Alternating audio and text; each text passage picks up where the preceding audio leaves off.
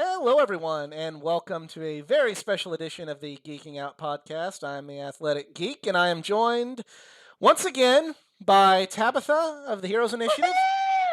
Woohoo! She is back, and also we have a cameo from her husband AJ I'm here nearby. here nearby, and this is a very special edition because we are going to do a watch along with a very important movie in the Marvel Cinematic Universe. We're going to do the first Thor movie, and I kind of chose this movie. First of all, me and Tabitha have been talking about wanting to do something like this since the first time I had her on the pod, and decided to Yeah, go it with sounded like fun.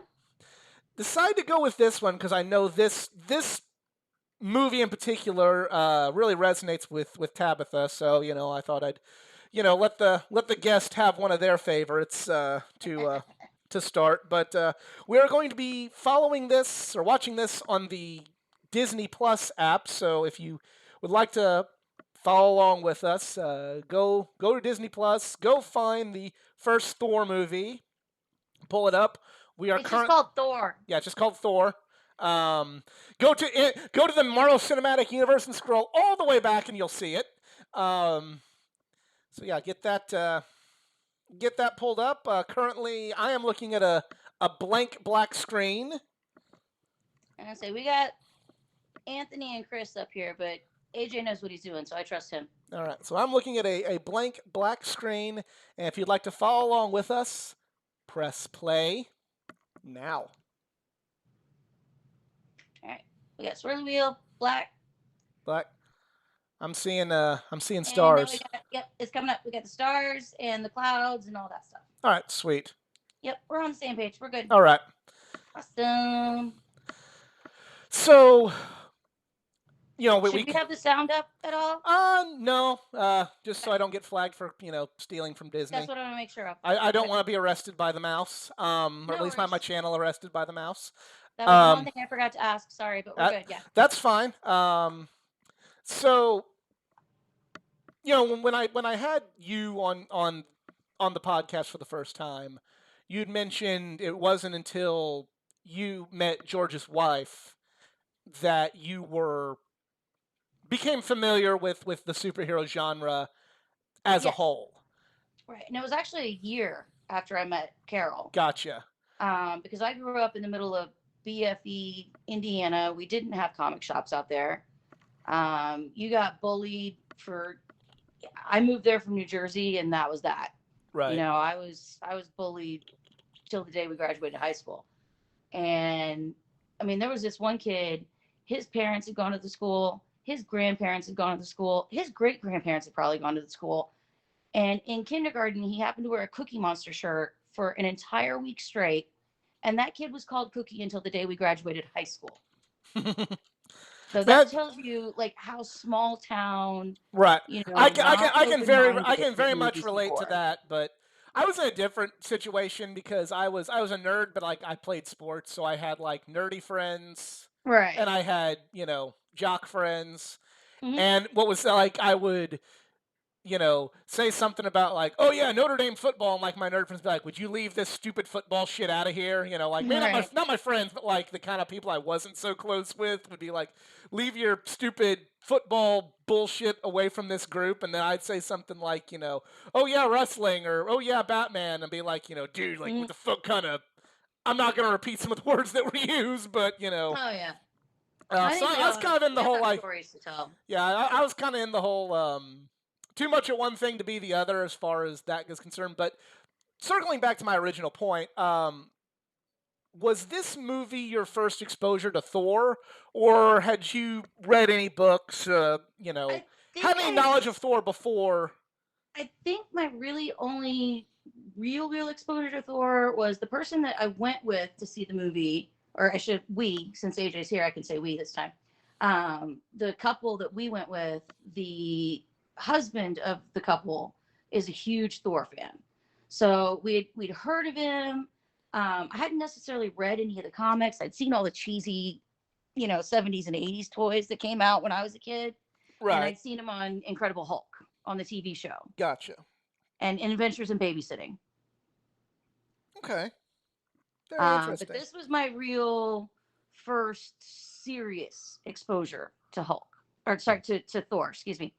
Yeah. This was my first real experience, and it was what kind of, because it wasn't something that I ever really read before. The movie is what caught my eye, and especially Loki, which we'll get into later. Right. I know for Um, me, but for that is what made me really want to get into going back into the work of the different artists that had brought different iterations of Thor, especially with my dad doing Avengers, having to put him in the stories and his way of thinking about the character. right. Um, but yeah, this was really my first, I guess, mature exposure to Gotcha. Thor. For me, it was like Thor was just always kind of that guy and like the other guy in the Avengers. So Mm-hmm. I was never really interested in Thor himself, but Mm-hmm. I was just I'm a prided Well, myself on going to see it at least at the time of this recording, 10 years ago, pride myself on going to see any comic book movie that came in. So I remember this was just like, right, hey, Thor, it's Marvel, it's whatever, let's fucking go, you know. right. But I know for me, it was my first, similarly like my first serious, exposure to Thor. I wasn't really Okay, and here didn't know a lot about him. we get our first view of Odin as he's facing down the frost giants, Was there according a to Same Spot. there's certain roles where you can't imagine anybody else playing them, and Odin is one of those roles. Like nobody And the other thing than is, Anthony Hopkins could have played Odin, in from my what I opinion. heard, he didn't want to reprise the role in Ragnarok. Like he was kind of done with it. And then they showed him Tom Hiddleston's performance and let him read the script. And he's like, "All right, fine, one more time, once more into the breach, man." And it was Tom, from what I understand, if I'm remembering the story correctly, it was Tom Hiddleston's performance as him as Odin that made him want to come back and finish the trilogy, at least, as it were. That's very So, interesting. I'd never read that. mm, Um, but yeah, like I can't. And for all I'm not saying this is any like disrespect to any of the Thor fans that might be listening along. Even as good as this movie is, I don't think it can completely flip me into like the a Thor fan, but it made me more receptive to wanting to check out Thor. If yeah, that makes exactly. Same with sense. me. Um, you know, I there's just something like it's fun, but I like there's I don't have the same connection with this as some others do. But the first place Right. that I wanted to start with Thor was going back and getting the Marvel Masterworks and reading what Stan and Jack did on the character at the very, very beginning. And that was completely different than what we're even seeing in this movie. Yeah. Well, and I think, honestly, as a big theater nerd as a kid, or at least high school anyway, I was doing a lot of theater. The fact that Kenneth Branagh is the director and the one that cast all the roles and all that, that appealed to me a lot too, because I really appreciate his work in the theater. Now, So I was really I don't looking keep up forward with to the theater, seeing, so if you can elaborate further if you'd like. I don't know yeah, who that I guy just is outside the the MCU. knowing how passionate he is when he gets into these kinds of projects, having Thor be so different from everything else I've ever seen him do. I mean, even Right. like with Harry Potter, he plays that pompous little prick that flounces around with his books and stuff. I can't remember what's his name. I don't remember. I don't remember his name. You're You're asking you're a the bigger Harry Potter Harry fan than Potter Yeah, I is am. not my realm of nerdom. Gotcha. Gilbert Gottfried. Gilbert, Gilbert okay. Gottfried. Isn't that Gottfried? It's Gilbert something. I think Yeah, that's I Gilbert don't think Gottfried's the guy that does the voice. okay. Santiago. Anyway, but yeah, he plays that little pompous, little, dainty boy that flops around with his books and signs them and thinks he's all that.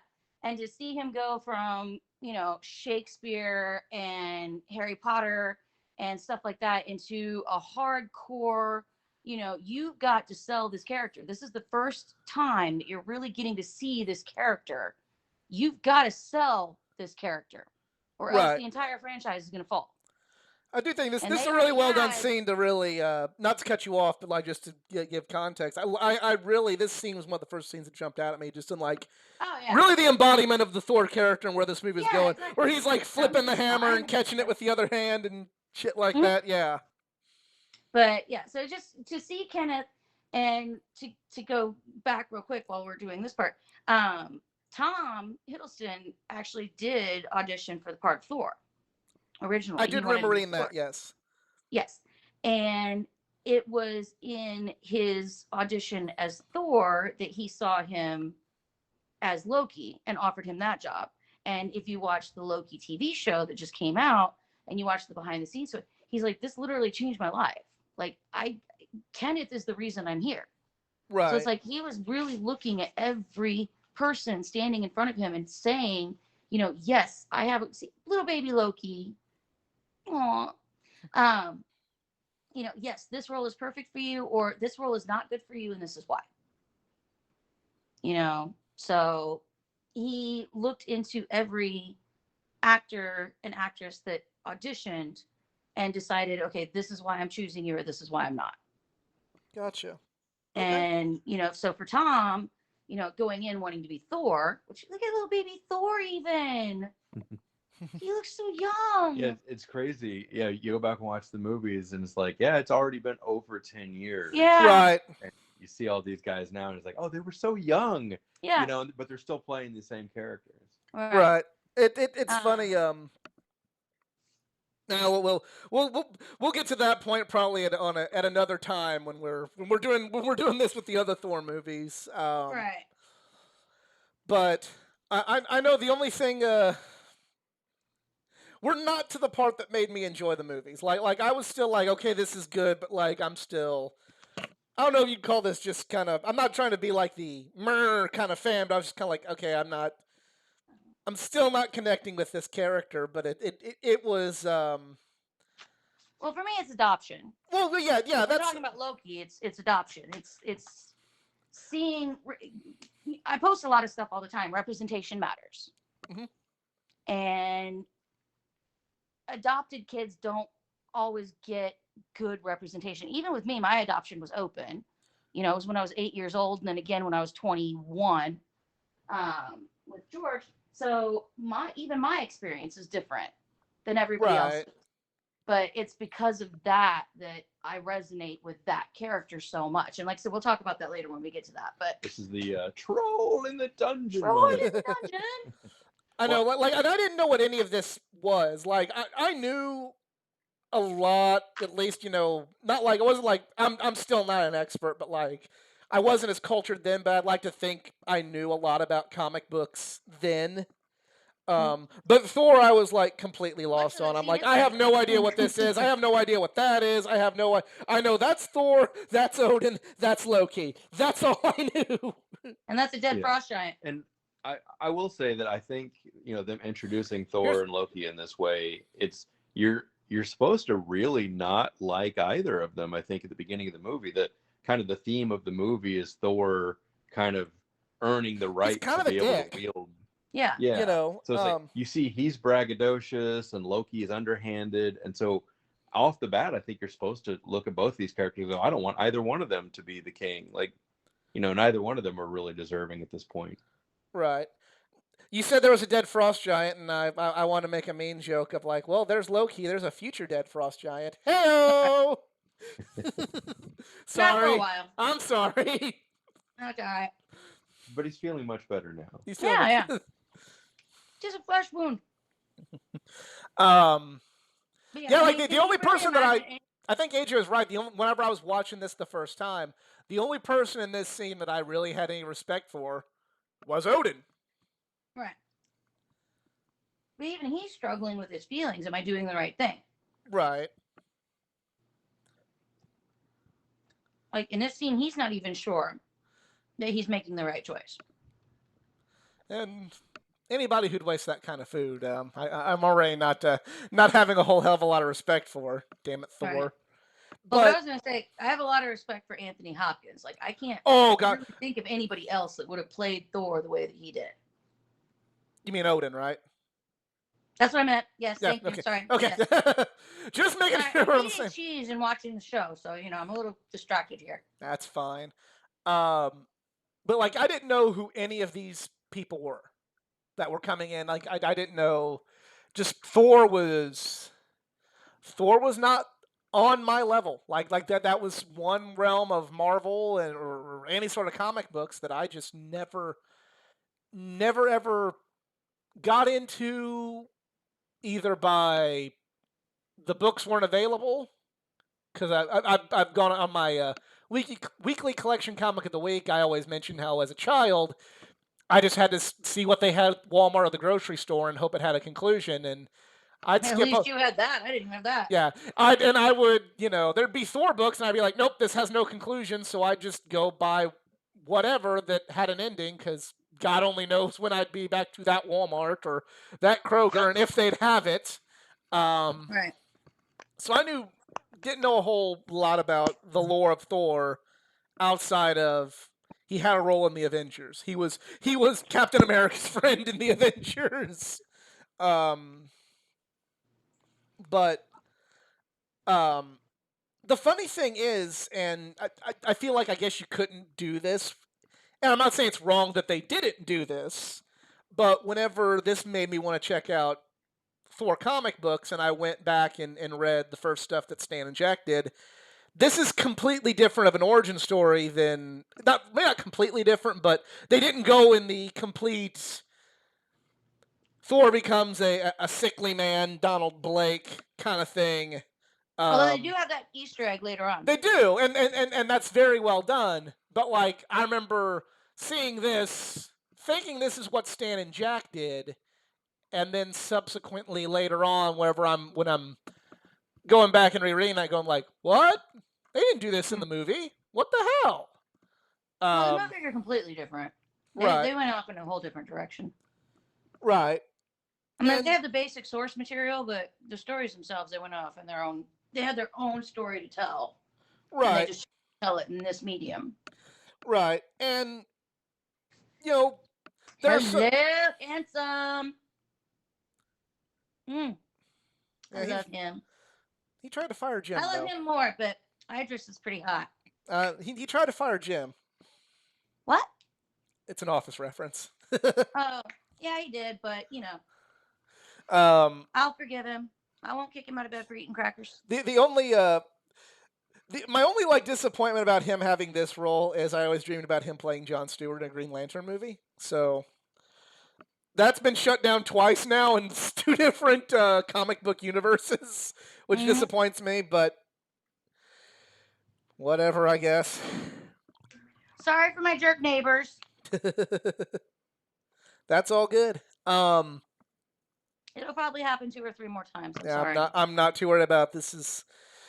This is this is not done in a studio, so All right. we are all okay We here. got those guys that pulled by a couple of times. We got an ice cream truck. We got some dude with a road bike that's got no muffler on it. So it I wish I had an ice cream truck driving by here. Ice It's cream great. sounds amazing. Oh yeah. We live in a So very, very sweet, thoughtful neighborhood where people actually care about their neighbors. Only we don't. Right. so I didn't even really understand what was going on here. Like I had one person in our group that maybe kept up with Thor and like I just didn't know what this was. I don't know what is. I was Oh, confused honey, at they this call point. it a bifrost for a reason. Yeah, I just didn't. I didn't know. The only real exposure to the Bifrost Bridge that I had was by playing the very first Marvel Ultimate Alliance game. The one that wasn't very good. And you had to like do some stuff with Thor on the Bifrost Bridge there. That's it. That was my only exposure to how they did the Bifrost Bridge, and it was not like this in the game, so I was confused. Um, so this is your first time really experiencing like an adult Thor through this medium. I've given like what I'm feeling so far. What are the both of you? Well, first of all, we've kind of been ignoring AJ a little bit. Like I know we got a full interview with AJ coming in the not too distant future, but um, were you a comic book aficionado, or do you read comic books, or were you just kind of like what is your experience with comic books Right. um, before you met So Tabitha and before you kind of went with this or saw Yeah, these I'm here, movies? but yeah, he's yeah, got a fun story too, so I'll let him yeah. tell his story. Okay. Before Tabitha got into comics, I was the expert on a lot of the characters because I grew up watching a lot of the animated series like Spider-Man and X-Men and stuff.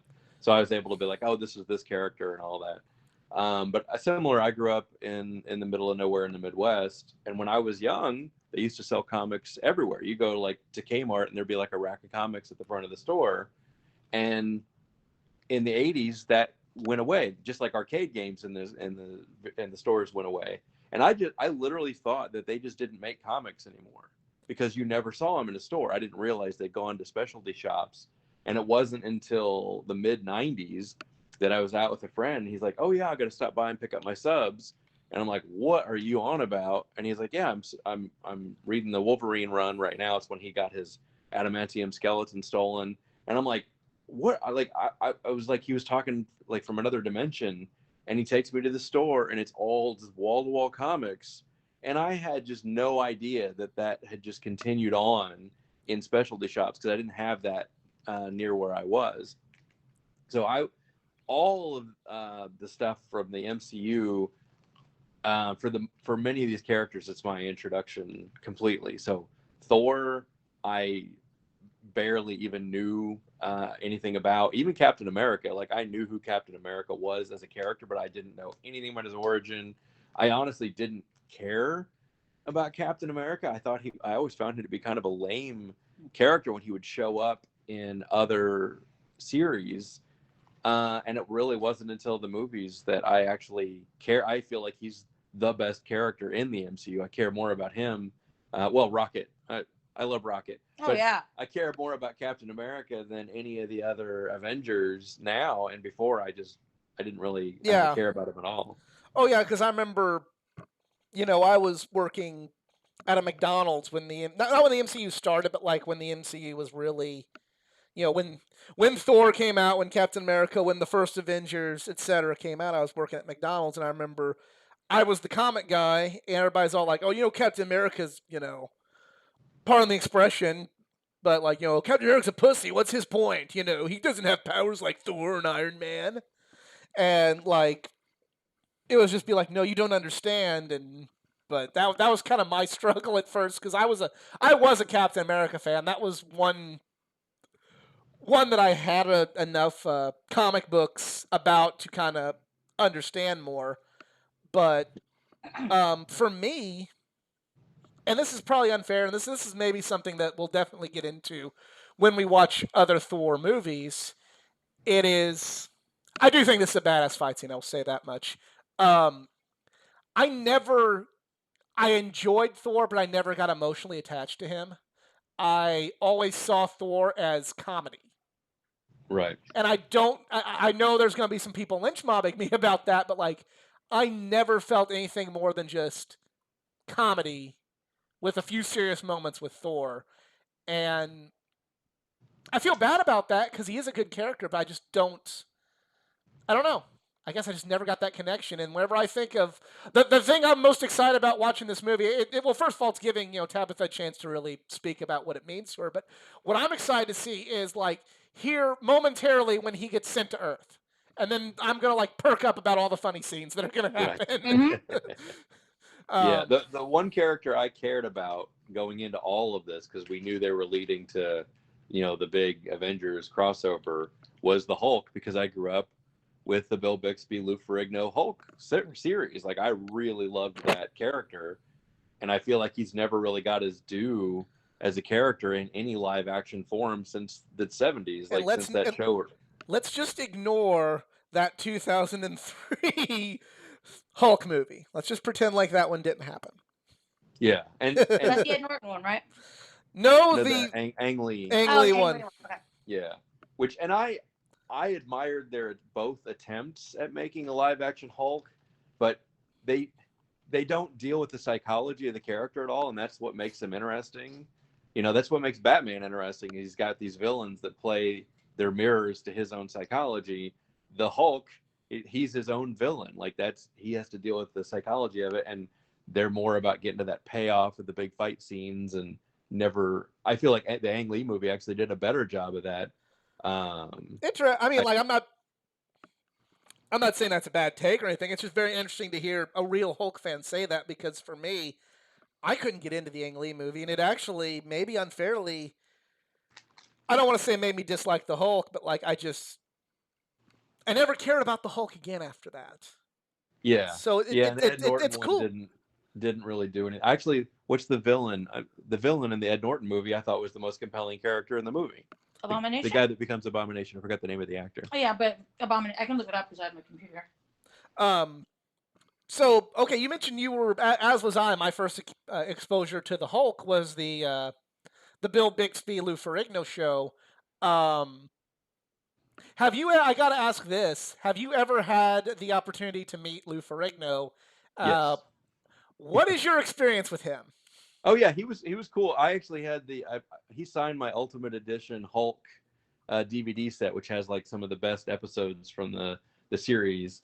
Yeah, I didn't spend a whole lot of time with him, but he seemed like a pretty friendly guy. Okay, I'm glad you had a more interesting, more fun experience with him. I don't know if I want to tell my story now, because I might feel Go bad. for it. Okay, so Oh God, some of the stories I could tell you, honey. so okay, this was my very first convention, was Wizard World St. Louis. I might even do a podcast in long form about Wizard World St. Louis 2013. And there's a girl I used to be friends with who went with us. We were both working at McDonald's, poor, and then me spending all my money that I had to make sure I could get the Stan Lee meet and greet. And anyway, so we said, kind of trying to work out like, okay, what can we budget for? Who can we meet? What can we do, etc. And we saw that on the website that Lou Ferrigno was $40 for a picture with him, and he only did him his table. That was one of the only times they did this. And so we're like, hey, $40, that's 20 each. We can do that and get in the picture together. And we're so excited, you know, like, oh yeah, there's Lou Ferrigno. Like, okay, let's go up there and do that. She even had like a version of the Hulk cosplay, a female version of the Hulk cosplay she was doing. We're like, okay, it's gonna be so cool. And we go like, you know, hi, how you doing, Mr. Ferrigno? And he just kind of nods his head at us. And we're like, can we both be in the picture? And he goes, that would be 60, not 40. And we, you know, like we can't. The thing about a convention, the thing about a convention is you, like, when you're put on the spot, it's really hard, no matter what, to go, no. So we're just kind of like, okay, and we hand them. He does take a good picture with us. He does shake our hands, so like he didn't just, you know, give us a bad picture and then tell us to fuck off. But I just remember, like, after that, walking out there going like, okay, I know that every single actor at this convention is here to make their money. Respect. But every other actor at least, like, acts like they're excited to be there and meet you.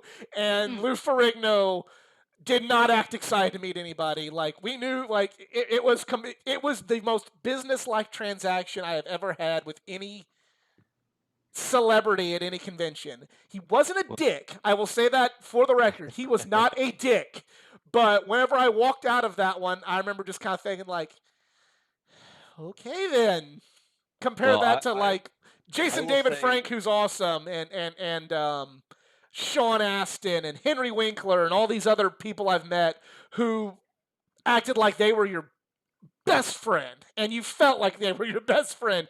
George, you know, since we're here, all those people, that was just kind of those like moments. I'm sorry, AJ, go ahead. Well, no, I was just gonna say when we met him, he was a paid guest for the show, so I got a picture with him and an autograph, and he didn't charge anything for that. So Yeah. I probably had a very different Well, that experience was because right it was before Froggy took over the photos yeah, too, exactly. so that's why it was so different. So yeah, I just went up and met him and talked to him, and he signed my DVD, and I got a picture, shook his hand, and $0 changed hands, and we all left happy. Off we went. Fair enough. I know. It's funny, you mentioned those sorts of experiences. It is a two-way street because on one hand, and we're all fans, and everybody kind of has their varying degrees of what they go to conventions to do. Um, you don't want to, especially with everything that's come out about a whole lot of different actors, actresses, athletes. How maybe it isn't good to put these people up on a pedestal, but yet I guarantee you the next time there's a comic book convention, I'm going to have my $80 ready to spend to get a 5-second pro photo op from whoever. So it's just, I don't know. It's like we say we shouldn't do it. We know we're not always, we know we're not getting the best experience, but sometimes, at least in my case, I know maybe, you two might be different. I'm still ready, willing, and able to show that money out for better or worse to Yeah, meet and these folks. I look at most actors as they're essentially employees, right? They're being paid to do a job. Tabitha and I have this discussion all the time Mm-hmm. about celebrity endorsements, Real and it's quick, like, really cool scene. I love this scene. I just have to point that out yes, for everybody who's actually watching the movie. Well, Like this is what we're supposed this to is be a doing. beautiful scene, and again, and I thought that then, I think that now, and I didn't have the emotional attachment to Thor, And so this was awesome. it defines the reason why Yes, Thor has to go to Earth and lose his powers and find them again. yes, Like, this is his smackdown, basically. literally, Like you said, literally, for he was smacked down right there. literally by a truck, yeah. And if we didn't have this scene, we wouldn't have that connection as to so we all know at this point he's the spoiled little prince of Asgard. He's dad's not sure that he's supposed to be the king, but he really doesn't have any other choices because he doesn't really trust Loki. And so this is him having to come to terms with, sorry about that, You're fine. this is him having to come to terms with the fact that he's not perfect, and he Right. does have to make amends for what he's done. But AJ, yeah, you were making a very good point. I apologize for interrupting. I just had to point that out. No, I was just gonna say, like, we talk all the time about, it's very disappointing when there's an actor that you really like and you find out they're just not a good person. Oh, I know a bunch of those. But my take on that is like, well, when you go to 7-Eleven, like, you don't care if the person selling you something is a good person or not. That's their job, is to do that. It's like, we're putting these people on a pedestal because they're playing these roles. We like the characters that they're playing, but it's like, that's not got nothing to do with the kind of people they are. Right. Yeah, and and then there's some. It's kind of one of those things, like you'll hear. Maybe this is right, maybe this is wrong, but like I'll hear, as long as they don't do anything like holy shit awful. Like I'll say, hey, I like this one actor, and they'll be like, oh, you know what he thinks, and I'm like, did he kill anyone? Did he rape anyone? Did he harm anyone personally? Okay, I'm just gonna try and keep that out of my mind and enjoy his movie as best as I can, that's or what I her do movie, or whatever.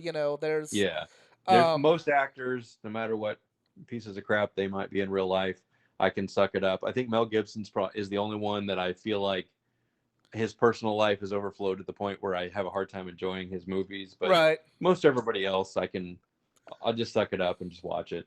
I know. See, mine is Jenny McCarthy, because how many children have gotten sick and not vaccinated because some blonde bimbo has decided, oh, my kid got autism, so you shouldn't get your kid vaccinated. So how many kids are running around unvaccinated because of Jenny McCarthy?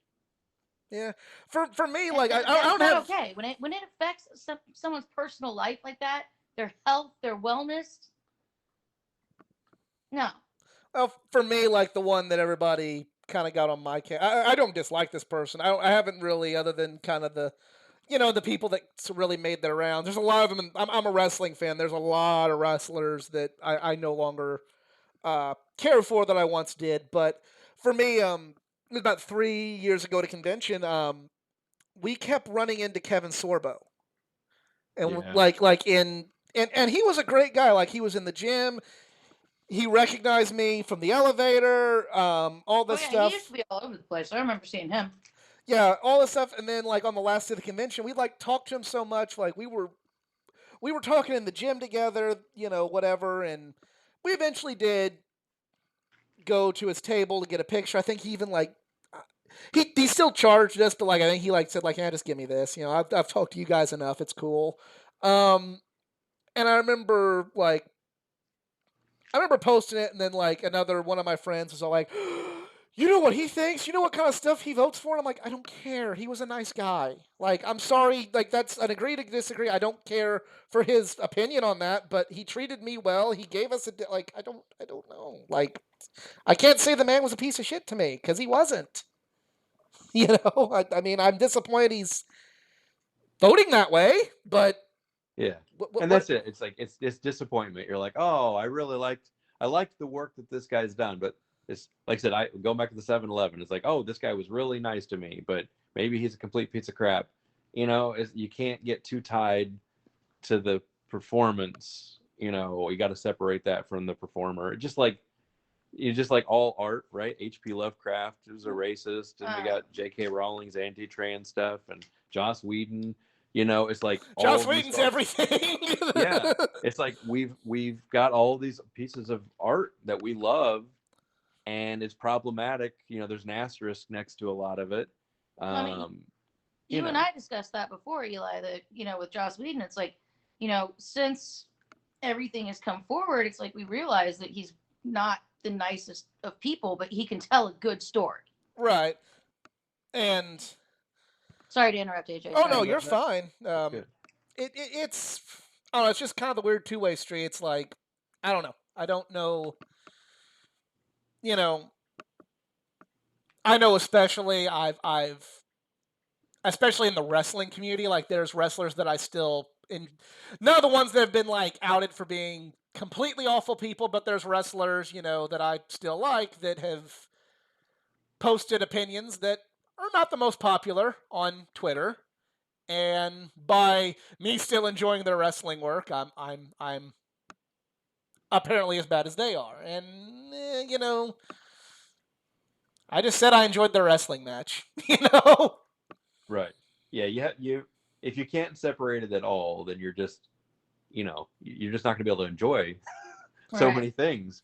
So yeah, you have to be able to say, okay, well, I'm still going to watch these things that were created by these people, even though I've now learned that they're maybe not good Stan. people. Sorry, got you for Stan. Got you for Stan. Yep. No, I love all of Stan's cameos. The Oh only yeah. the only Stan cameo I didn't like, or I shouldn't say I didn't like it, but I was just underwhelmed by it, was the I one just love Stan altogether. right, exactly. The only one that I really I shouldn't say didn't like, I just wasn't like enamored with was the um one in the first Guardians movie where it's just like, and there he is, he's a guy. Okay, neat. Not I'm not gonna get into it, but I laughed myself silly over that one. In the first Guardians movie? Yeah, I just didn't. I No. was underwhelmed. I mean, I get it's a cameo and not everything's supposed to be as It's just fun one of those as. things that if you know, you know.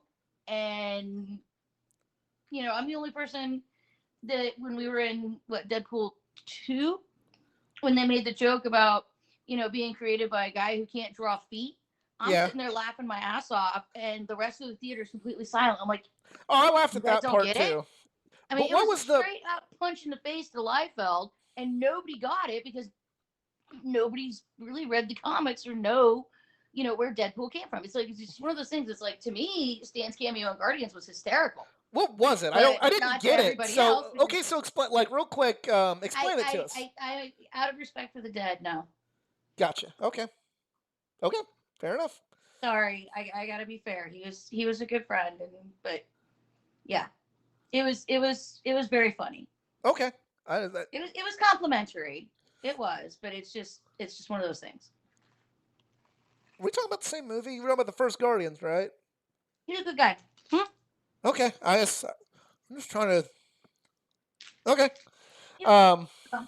Anyway, here we go. Oh, they originally wanted Zachary Levi to Levi. I'm play not sure. that guy. What's his name? I forget. But Zachary was busy doing something else, but they were able to bring him in for the Dark World, and then for 5 minutes in Ragnarok. So the character he gets, I forget his name. He gets the most airtime in this movie, and it was the actor that was like second place, and then the first choice only got a few minutes. Poor guy. Um.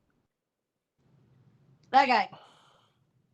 Yeah. Okay. I guess my geek card's Hold on. gonna I get got revoked for not internet with knowing, me. That's but why I wanted to do this on the other phone, because then I could have internet because my computer is very slow. gotcha. But let me see if I can get this up. Um. Vandral. That's his name. Okay. Vandral. But yeah, they always wanted Zachary to do it, but he couldn't do it in the first one. So anyway, because like I said, I have Thor up on Internet Movie Database in case anything comes up that we wanted to talk about. I have like the trivia and the quotes and all that. Awesome. See, she's prepared. I just turned an app on. I turned two Well, apps I on actually with it. remember I was telling AJ, and I sent him the link to it too. What I wanted to end this session on when we get to the point that we had decided to cut off the half here. Now, this is to me one of the most powerful scenes. But like I said, it's because I relate to it personally. Sure. Please take the floor. And like I said, to me, it's like I was adopted by my grandmother. I was about 8 years old. And then, George is like an honorific adoption. Like it's just, I'm his spiritual daughter. He's my spiritual dad. It's just, we joke about it all the time. Right. But it's, I think every adopted kid, whether they know from birth that they're adopted, they are adopted older like me, or they find out they're adopted like Loki is finding out right now, there's always that question, no matter how much you love your parents, why wasn't I good enough for the first set? Why was I turned away? Why was I treated like garbage? Why was I thrown out? Because until you're old enough to really wrap your head around the fact that, these people were trying to do the best they could by you, when you're a child and all you can think of is, well, everybody else has a mom right there. Tell me, why am I not good enough for you? Why wasn't I good enough for him? I could have walked back. I worked at Disney for years. I could have performed right past my dad and the whole family. Wouldn't have known it was him. My birth father, I should say. I wouldn't have known. And it's just this whole scene where he's just so raw and so emotional. And Odin's trying so hard to be like, you are my son. None of that other stuff matters to me. You're my son. I took you in. I raised you. I've been there for you. You are my son. None of this other stuff matters. But when you're a kid, or I guess, young adult like Loki is here, all you can think of is like, why? I want to know why. And he encapsulates that moment. And a lot of it, I mean, for me, it's like, I've come to terms with it. It's like, whatever. Right. It's like my grandmother was my mom. She walked me down the aisle at my wedding. It's like I have a decent, pretty good relationship. I was talking to my mom right before we started all this, obviously. So she and I have kind of patched up our relationship quite a bit. Still have nothing to do with my birth father, but that's where George comes in. Don't need that guy. I got George. Right. Better anyway. So, oh yeah, the another scene. This is another fun. Another. Yeah. But that's why I think, like I said, that character resonates because he always has that in the back of his mind. And when I say he, I mean Tom Hiddleston. I don't mean Loki. I mean Tom Right. Hiddleston. He's playing this character, always keeps that in the back of his mind because he always is comparing himself to Thor and finding himself lacking, and that's why he's so angry. The because one, he knows, well, I'm the adopted one. I'm the one that they had to because he picked me up and couldn't put me down. Thor's the golden son. He's the one that's supposed to be the prince, the king. So he always finds himself lacking, even though he's not. And even later on in the series, you hear Thor telling Loki, "I thought the world of you." He's always. I read somewhere that if you go over the dialogue from the movies, the number one thing that that Thor says throughout the series is Loki. That's the number one word that comes out of his mouth because he does care about him. He wants the best for him, but Loki doesn't. He keeps seeing himself as less than because of that scene just there where he didn't get the answers that he needed, so he wasn't able to move on the way he needed to.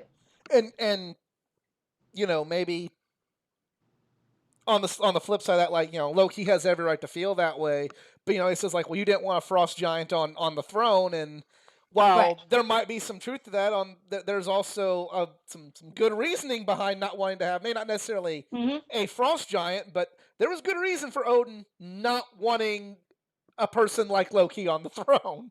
Oh, of course. Because at the end of the day, like, Loki is not the best leader and best person for that role. Well, and But you that's the don't. point too, is But that that's not how. in this movie neither is Thor. Yeah. But Thor's not the best leader either. oh He no. has to go through this journey to find himself and find a way to put others in front of himself instead of being so selfish all the time. And I'm Thor, I can do whatever I want. He's got to find a way to be a king instead of just a spoiled little prince. Right. It's just fine circling back to the point AJ made when we first started watching the movie. It's like, wow, they all kind of suck. Like Yeah. they're all not, and it doesn't matter what you tell them. Of why they shouldn't do it, be it you're too spoiled and too arrogant, or you're, too manipulative and just not strong enough, like, objectively. Both of Odin's children, his blood and his adopted children, do not fathom that. And it takes one movie for Thor to get it, and it takes quite a bit of movies and Yeah, TV it shows and takes 3 everything. movies and a series for Loki to finally Oh, come to and then terms. don't forget Hela Yeah, from Ragnarok. That's his daughter, Odin's daughter. yeah. Mhm. The older sister. She's the older sister to both of them. Right.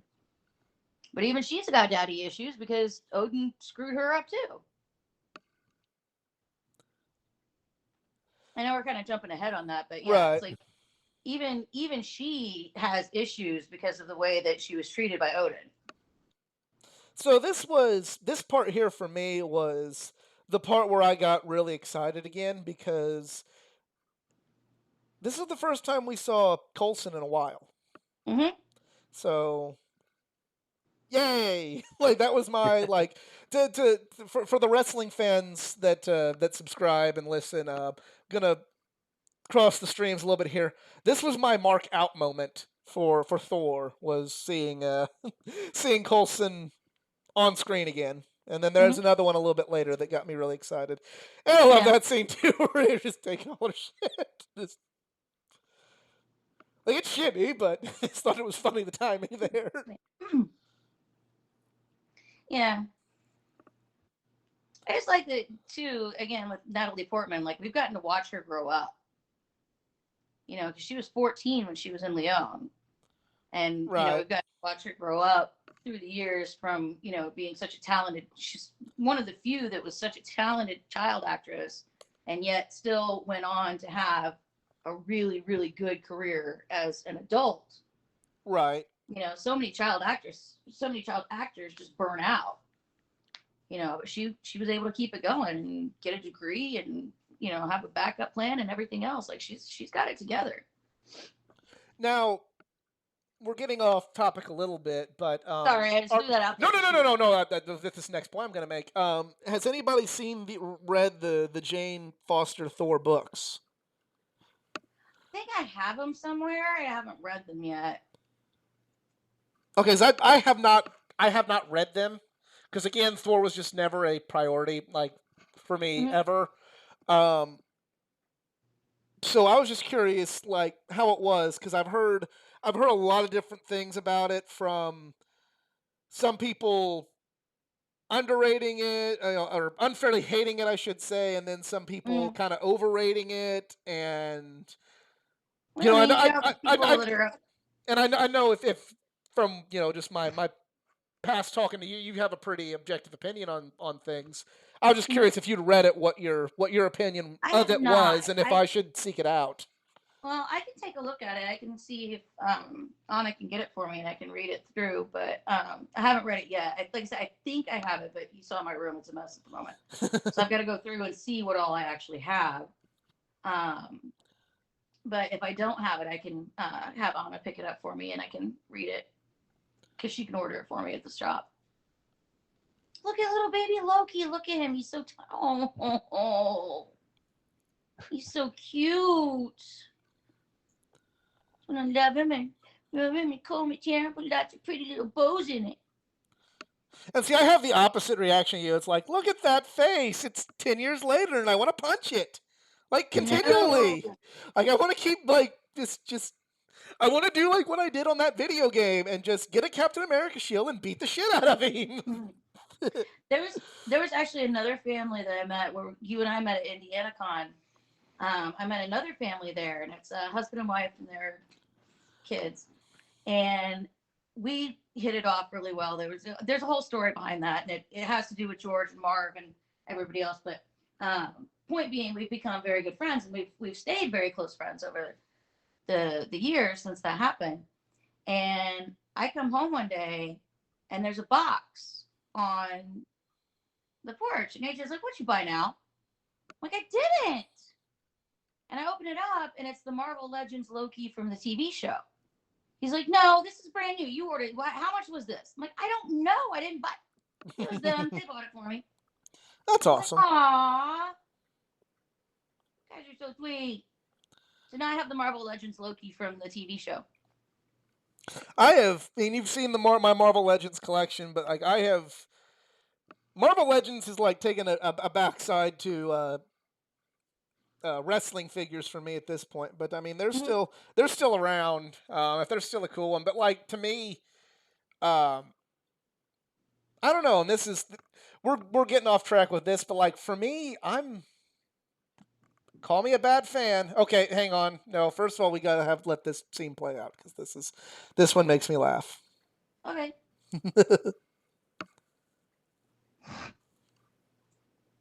I need a horse. Need one. We used to have cats and dogs and birds. I need one large enough to ride. Right. Love that fucking scene. Like this is what made me like. This is what I enjoy about Thor. It's just ridiculous comedy, and then the fact that like Chris Hemsworth will like own it and ride with the comedy, like in videos where he's playing Thor on Saturday Night Live, where he's Uh-huh. playing Thor again. Like that's what I like about. That's what I Now, enjoy about best Thor. one ever was Chadwick Boseman playing T'Challa on Black Jeopardy on Saturday Night Live. I haven't seen Best that one. one. The only one that I remember, like the one I'm referencing, is like it's right after the Avengers came out, or maybe it was Mhm. Ultron, and yeah, it was the Age of Ultron, and Thor is getting interviewed like an athlete that just won the big game. Mhm. And he's like, oh yeah, those gotta give all the credit to the robots. They fought hard. They were in it to the very end. They gave us all we could handle, but we got the W, and it's great. And he's high fiving everybody, and somebody playing Right. Captain America comes in and is like, I'm just letting everybody know, like it's clear, but like you all need to be inside your houses. And he's mocking him and behind his back, Right. and that was my favorite. That was my favorite. Yeah. If you have a chance to look up Chadwick Boseman, excuse me, on Black Jeopardy on Saturday Night Live, hilarious. Um, so I want you a know, bed like that. let's say I don't want Odin sleep for me to last that long, but I would really like love it if I could just Odin sleep for 8 hours a night, 8 9 Mm-hmm. hours a night, and not be I just disturbed want the like that. bed. It looks cushy. um, so for those that may not know, what is George's history with the Thor character? Has he had a run on Thor with Marv, or was he just kind of? Uh, Not that I know of off the top of my head. The only thing that I know that he's kind of helmed as far as Thor was the Justice League Avengers crossover. He's done so many, but I can't even keep track. The fact that he can keep track of it is mind blowing. So the fans walk up to him with like a stack of 100, which he doesn't do that anymore. But he used to have fans walk up with like a stack of 100 books, and he could sit there and be like, "That's mine. That's mine. Oh no, that's not mine. That one's mine. Okay, okay, okay. No, no, that one's not mine. That one's not mine." And he could just tell. I'm like, how do you even keep all that straight? But he remembers every single book he's ever done. But the only one that I know of off the top of my head was the Justice League Avengers crossover, right. uh, done not too long ago, because it was every character that's ever been in the Justice League and every character that's ever been in the Avengers made an appearance somewhere in that miniseries. Okay. I still haven't read that yet, and it's impossible to find nowadays. So, Yeah, I have one in my room. But he gave it to me, so it's signed copy. I'm not letting it go anywhere. oh, I wouldn't. I Kurt wouldn't signed ask it you to, too. and I would I think not Kurt ask you signed it to. as well. Yeah, I think it's signed by both. Um, but yeah, as far as I know, I can ask him and I can get back to you on that. But Right. off the top of my head, he's done so much stuff. I can't keep it all straight, to be honest. I'm surprised he can. But I mean, it's his work. He's put a little piece of himself in everything he's ever done. So I guess that's Absolutely. why it's easy for him to be able to be like, oh yeah, that's mine, that's mine, that's mine, that's not mine, that's not mine. Like With he's George, good at that. I've always loved George, but it was that meeting where I'm like, yeah, George is the best artist Mm-hmm. ever, and everybody else is good, but nobody else is George Perez. um, No, he's the one and only. um, Still, to be fair, when it comes to Thor, you got to give all the credit to Kirby as far as. Oh yeah, absolutely. So now we're getting to probably where the action. This scene here, I will say objectively, is a phenomenal scene. I love this Yeah, scene. Like just as far as like how well like as a movie scene, I right. It's love very it. ET. Yes, but this is also the scene where like friends of mine that liked Thor were like crying at the end of it, and for me, Mm-hmm. I'm just kind of like, yeah, yeah, okay, that was. Yeah, Mm-hmm. that happened, all right, and I feel Yep. bad, but like this was this is like to me the encapsulation of of me not liking Thor for the reasons other people like Thor. Right. Um, and that's just, I mean, we're just kind of, it's a good, great scene. Very, like you said, very ET. Great fight scene. Mm-hmm. Um, a cameo from somebody who had become one of my favorite characters. Right here. Yep. Yep. Here we go. Um, Mm-hmm. but still, like, and we'll be getting to the scene where everybody, feels that way pretty shortly. But it's like, this is where the disconnect occurred Mm-hmm. between the people that passionately loved Thor, that went into this movie with a passion for Thor, and that's awesome, and Mm-hmm. me who was just like, oh neat, this is a comic book movie, cool. Mm-hmm. Oh, okay, this is, you know I just laughed about him throwing a coffee cup on the ground because he wanted more coffee, and boy, I wish I Mm-hmm. could do that. And needing a bird large enough to ride, this is Right. this is where that drop happened. Mm-hmm. Um, I don't know. What say you guys? You kind of have different experiences with the character compared to me. What do you mean? Like, what were you feeling when it came to this scene? Did you feel or the scene that's coming up? Did you feel like kind of the emotion that the quote unquote uh, big Thor fans had, or was this just kind of like, hey, this was a No, good movie because scene? Like where were you standing when this was happening? like I said, this was really my first mature introduction to Thor. So this was just I was kind of taking it in, trying to understand the character and realizing, that the gravity of the situation. Like I said, he has to be able to find himself and learn to not be a selfish little dick in order to take the throne. And he's going to be stuck here on Earth until, he gets his shit together. Right. And this is where you realize it's like his dad's not screwing around. He's going to be stuck here, period, until So he gets it figured out. right. So did you have I guess, did you have that emotional moment with this scene here, I or think we what? all did, because you realize, I mean, you're basically seeing him crumble. You're seeing him Okay. realize, like, okay, I'm not Okay. worthy. I can't lift my hammer. I'm not worthy. And the thing is, he thinks he is because he won the fight. Right. Yep. So that's very telling. Is like he thinks all he has to do is win, and that's all that matters. And it's like he hasn't changed. He's still running in there. He knows he's going to win. He's beating everybody's ass, and he's happy about it because he loves to fight. And it's like that's exactly the opposite. You didn't learn anything. Right. Right. I guess it's just Yes, this scene right here where you realize that he realizes that he's wrong right. and he's got to figure out how to fix it. Yeah, and the fact that he doesn't know how to fix it. Right. Like he got to this point, he thought he did everything right, and he didn't. But he's like, "What? Where did I mess up? Like, what is happening?" Right.